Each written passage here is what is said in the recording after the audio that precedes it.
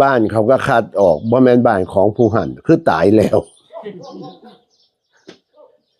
บ่มีสิทธิ์อีหลีเด้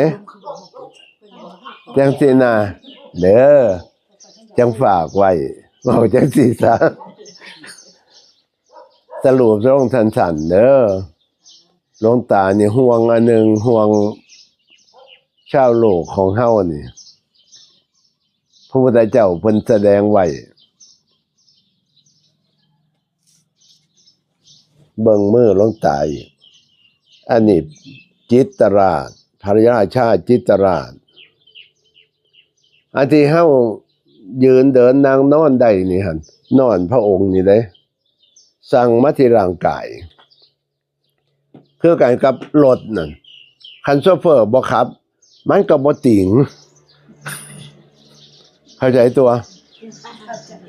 คันโชเฟอร์ขับแล้วคันมีน้ำมันมีหยังดีๆแล้วก็แล่นได้สะดวกแต่มันบ่จักเด้